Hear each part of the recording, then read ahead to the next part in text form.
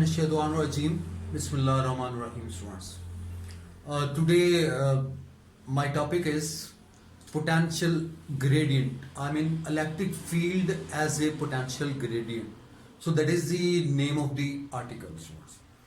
We come to this electric field as a potential gradient students. Electric field we have already discussed. It is the space or region around a charge where the electric force acts, that is named as electric field, and the strength of the electric field is electric field intensity. I mean the force per unit charge. In electric force per unit charge, that is called electric field intensity or strength of the field, that is denoted by E. Now come to potential gradient. Gradient means students,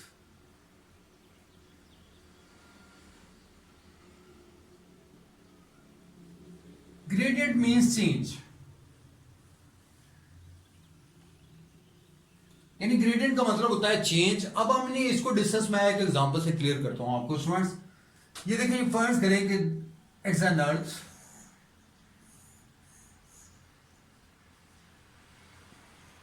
and if you move body upward, अगर आप body को ऊपर लेके जाते हैं, let's suppose यहां पे आप बॉडी को लेके आते हैं, it has potential energy.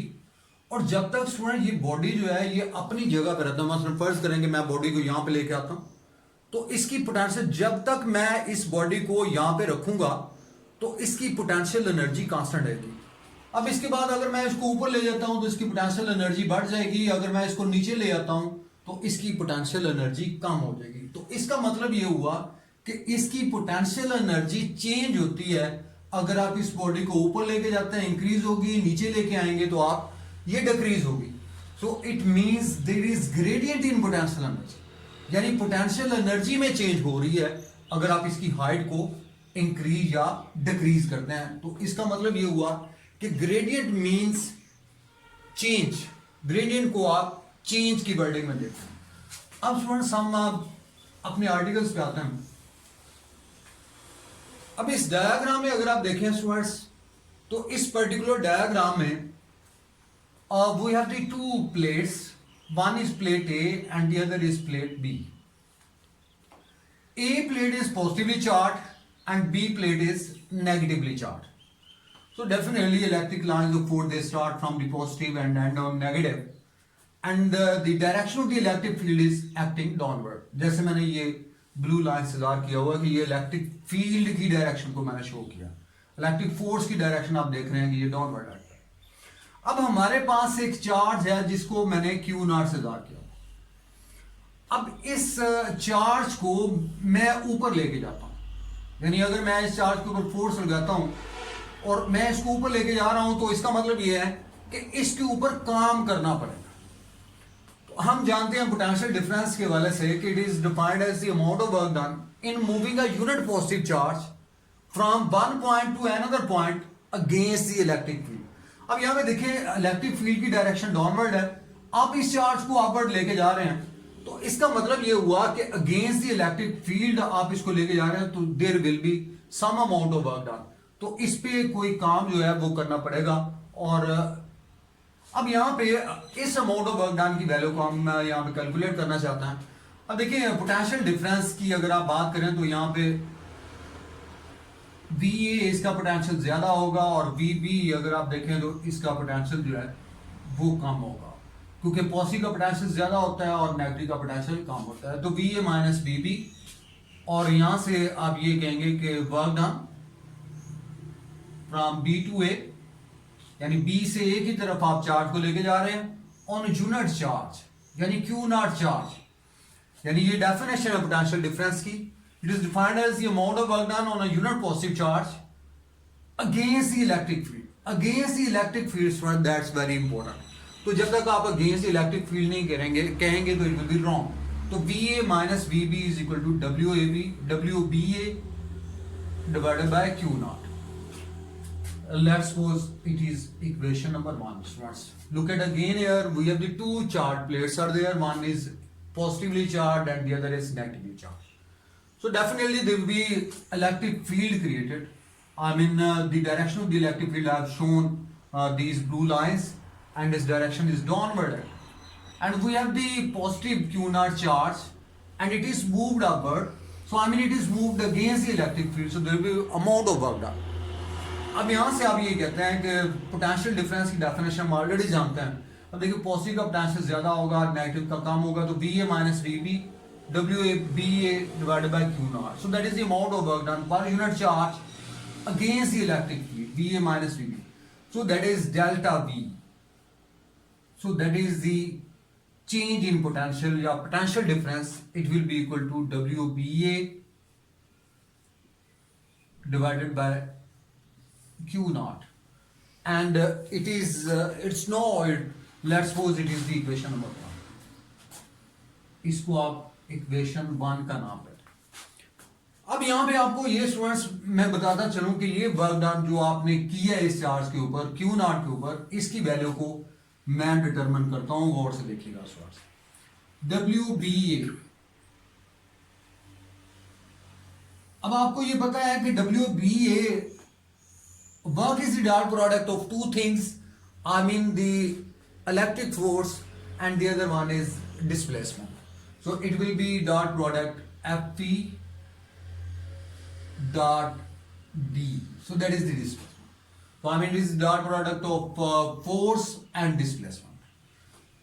And if you look at this, the charge is moved upward. अब देखिए चार्ज को आप ऊपर लेके जा रहे हैं और इलेक्ट्रिक फोर्स की डायरेक्शन जो है वो डाउनवर्ड है.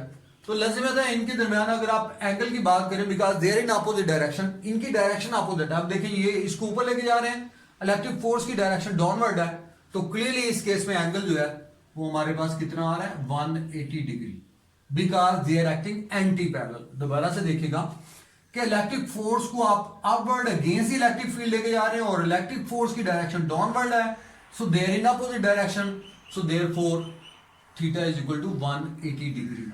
अब यहां से इसको आप एक्सपेंड कर लें तो यहां से ये हमारे पास FPD cos 180 आएगा स्टूडेंट्स. अब cos 180 you all know that is -1. तो यहां से FED और ये -1 आप लगा दें, तो यहां से ये बन गया जी -FED. So that is the amount of work done. तो ये अमाउंट ऑफ वर्क डन है जो इस चार्ज को अगेंस्ट ही इलेक्ट्रिक फील्ड लेके जाने में जितना काम करना पड़ा है उसकी वैल्यू हमने कैलकुलेट कर ली, and its value found to be WBA is equal to -FED. So WBA, so that is the amount of work done and it will be equal to -FED. ये इसके इक्वल है. अब student ये वाली value जो है ये आपने इक्वेशन 1 में दर्ज करनी है.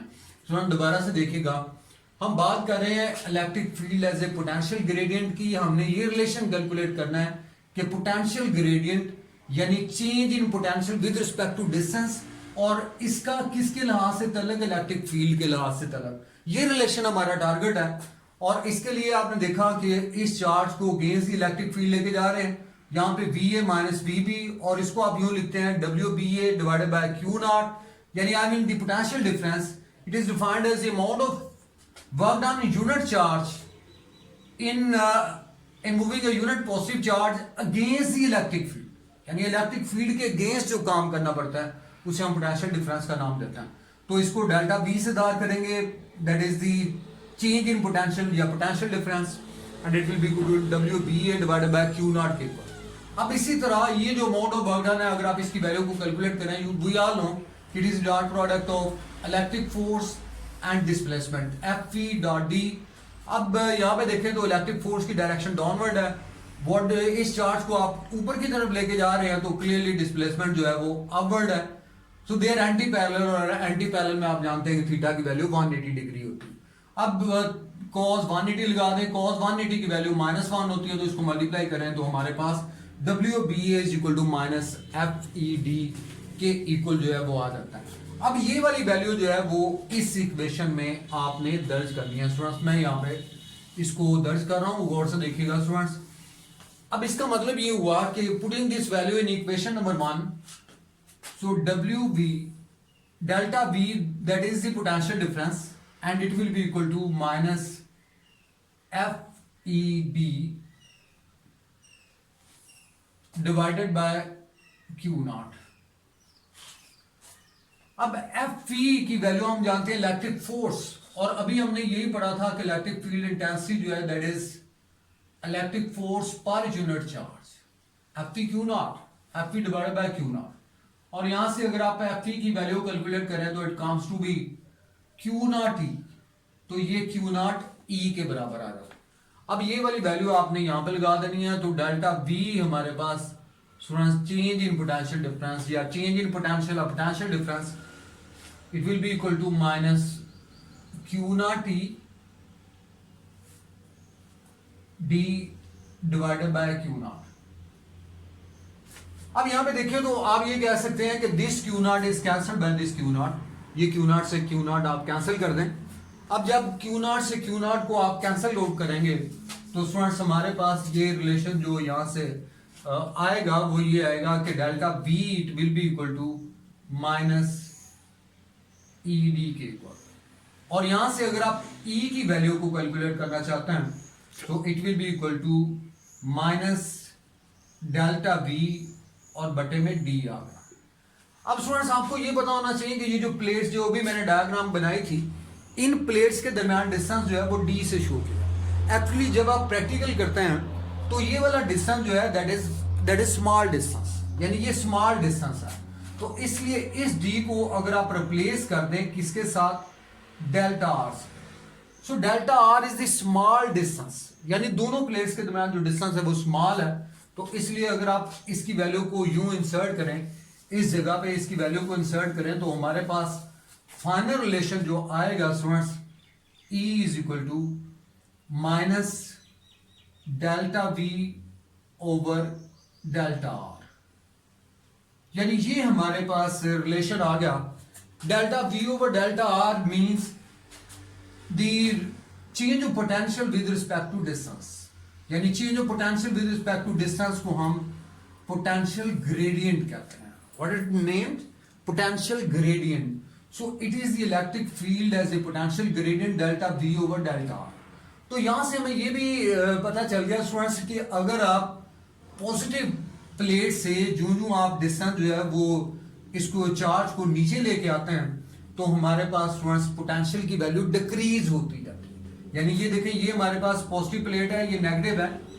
तो इस एंड में आपको ये चीज मैं बताना चाहता हूं कि जब आप चार्ज को यहां से अगर आप चार्ज को इस एंड से इस एंड की तरफ लेके आता है, यानी पॉजिटिव से नीचे की तरफ लेके आते हैं, पॉजिटिव प्लेट से इधर लेके आते हैं, तो सिंपल सी बात है यहां से हमारे पास पोटेंशियल की वैल्यू जो है वो कम होती जाती है.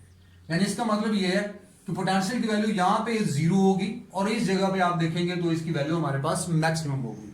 तो जो आप इसको नीचे की तरफ लेके आएंगे तो पोटेंशियल की वैल्यू डिक्रीज होती जाएगी, इसलिए इसके साथ नेगेटिव साइन जो है वो अटैच किया गया है. So that is the electric field as a potential gradient. तो पोटेंशियल ग्रेडियंट की डेफिनेशन यहां से ये बन गई, the rate of change of potential with respect to distance. The rate of change of potential with respect to distance, it is named as potential gradient.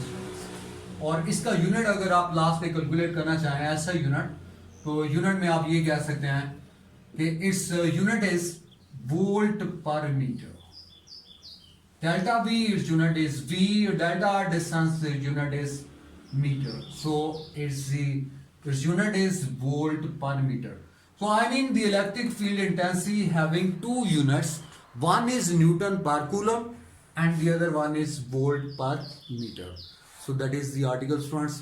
It's very important article as far as second year class is concerned. Inshallah next time we will discuss more things. Thank you all, students.